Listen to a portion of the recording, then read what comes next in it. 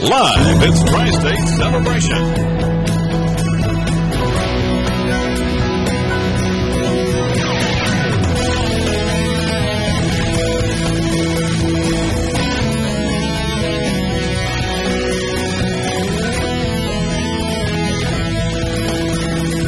Welcome your host, Dr. Richard Clifton. I have a young lady with me today that it's been our privilege to have known over the years. She lives in the western part of the state of Kentucky, and we're just delighted that she's with us today. Please make welcome Lisa Piper. Lisa, thank you for being with me today. Thanks for having me. It's such an honor to have you here. I had no idea that we was going to be meeting under these circumstances. And there's a chapter of your life, as many years I've known you, that I didn't know about. I knew that you did some speaking and you did some singing. And now I'm finding out you're a renowned author of many books. Well, thank you for coming. You live in, or have lived in Muhlenberg, Hopkins County. That's in the western, that's 350 miles west of the tri-state area here. Lived there, but she's born and raised in Ohio, I understand. I was born in Ohio, and then when I was 8 years old, my father was transferred to the mines in Muhlenberg County. I went kicking and screaming, but I love Kentucky. Muhlenberg, Hopkins County, it's a wonderful area of the state, and many people are not going to know exactly where Muhlenberg County, it's kind of south of the Owensboro, Madisonville, Kentucky area.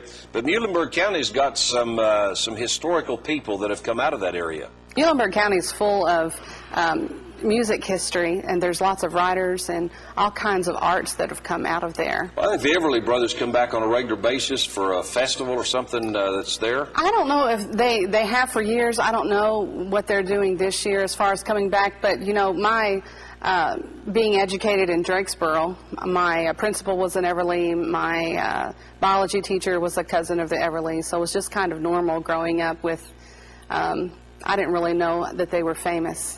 Well, you've studied some history. I want to talk a little bit about something that I've lived in that area that I didn't know, and you wrote a book, did some research about, and this is probably not the only one in Kentucky, a lost city in that area. Tell us a little bit about that. Yes. I have such a passion for the lost city called Airdrie. Airdrie is how it's pronounced, but the Muhlenberg Countyans call it Airdrie. And when I was in church when I was about 13, our youth director told us he was going to take us on an adventure. And you know, only in Kentucky we get ready to go and he's got a pistol. And I'm like, what's the pistol for? He said, there's snakes. And I was like, okay. So we went tromping through the woods, and I'm looking around checking for snakes, and suddenly going down this embankment was 60 hand-hewn stone steps without handrails on them. And so, you know, it was incredible. And I was a little gal, so getting down those steps was a big deal. And at the bottom of the steps was a big furnace, a pit, and a 3-story stone house.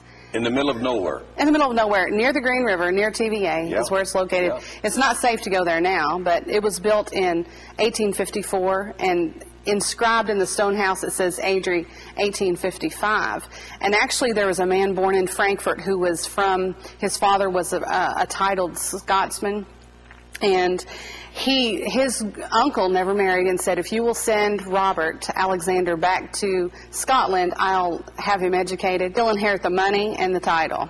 So when he did that, when his uncle passed away, he became wealthy. He ended up spending in 1852 to 1857 or so $300,000 on this city. Oh my.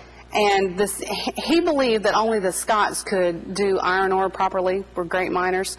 So he chartered a ship and sent about 25 families to Muhlenberg County. And now the Muhlenberg counties were allowed to help with like the stone steps, but only the Scots were allowed to mine. And they mined for about 3 years and never produced any ore of any kind? No quality, because what had happened was, and I think this is a great management principle, what happened, they thought only the Scots were allowed to mine the ore and refine it because they were so good at it, and they didn't accept any kind of wise counsel. As you know, in Proverbs, it's good to have a multitude of good counselors. Exactly, the great biblical principle there. Yeah, and so after 3 years and no iron ore, Lord Alexander, he said, I'm done. And the day before they closed up shop, they figured out how to take the coal, turn it into coke, and do the iron ore. But about that time, he was finished. He's broke, yeah. Oh, he wasn't broke at all. But he was finished with Airdrie. And actually, when he died, he was the wealthiest man in Kentucky. And the reason that Kentucky is known for thoroughbred horsing and the quality of them is because Lord of Alexander. He moved to Lexington, where he had Woodburn Stud Farm, which is now owned by former Governor Brereton Jones. Right. His wife is a descendant of Lord Alexander's siblings, and they own that farm now called Airdrie Stud Farm. So even though this is 350 miles away, what you're talking about has impacted the entire history for the last 150 years of the state of Kentucky. It has, and I don't include all of that in the book because the story is just incredible. Sure. And the people, there are still descendants of Airdrie that are all through Butler, Ohio, Muhlenberg, Hopkins County. But there was a heartbreak of the people. They came and worked hard for 3 years on this land. There was a hotel there, a post office. And then I found out, as I'm doing research, of course, I'm so passionate about this area, and most of the Muhlenberg counties, they may think it's countyans, they may believe that it's was a prison. There was prisoners there for a short time, but for the most part, it was mined. And then when the people left, General Buell from the Civil War purchased it, and he lived there till he died. And the same steps that I walked up and down, dignitaries, royalties, important people, I found a slew of people that went up and down those stairs. It's just out in the middle of nowhere. You've got started writing and done a tremendous amount of research, but take us back to, have you always been a writer, or where did your passion and the foundation for your writing begin? Well, I didn't know I was a writer until my third grade teacher told me that I could write. And Third grade. Third grade. I was in Ohio because we moved when I was in the fourth grade.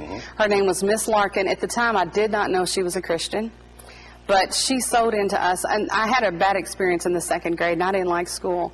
But in the third grade, she would say, write as many stories as you can each week, and I'll let you stand up and read them. Of course, I do love to talk in public, so I was happy about that. And I remember one week she said, Lisa, I know you have some stories. How many stories do you have for us today? And I stood up and I said, 100. Oh, and she said, I don't think we're going to let you read all of those today, but you read until I tell you to stop. And all of her, even her teaching principles, the way that she taught, that's how my children learned to read early, because of the techniques that I remembered from the third grade. Then we moved to Kentucky, and I didn't think too much more about writing until I was in the 11th grade. My grandmother passed away, and we went to Ohio to bury her. And when I got back, I expressed what I went through. I was 16. She was my best friend. And I wrote a paper in the 11th grade. And when I got the paper back, my professor said, Lisa, I have not read such a compassionate piece in even an adult. And you need to think about doing this. And I kept that paper. And, you know, I didn't know I could do it until they told me I could do it.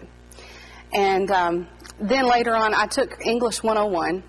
And I thought, I'm going to just try this to see how I like writing. But what happened, by the time I had my children and I got married and I started doing the basics in college, I was in my late 20s or early 30s, and older than everybody else. I was bigger than everyone else, and I felt so out of place in school. Sure. And so we began writing our papers, and I had to miss a class. And when I missed a class, my college professor announced, and everybody kind of treated me that I didn't belong, announced, I would like to read Lisa Piper's piece today. I tend to write kind of, humorous way. And she said, but I didn't get her permission. Well, I didn't know that she had done this, that she had loved my paper. And when I got back to class, suddenly everyone wanted to study with me. And I started, and every time I've ever thought about getting a haughty spirit, I'm brought low. Yes.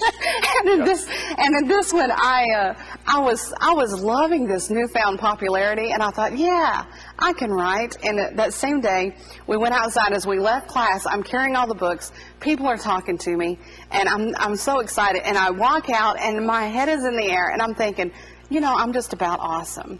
And without me seeing it, there's a pothole in the ground. And I took a step. Books went flying. Oh, no. I was face down, hands out, feet out, in front of that entire class. And I thought, I really should reconsider being prideful. And I usually do that. If I start thinking too much about it, I usually fall or do something crazy. So after that, I thought I started working on the novel. But actually,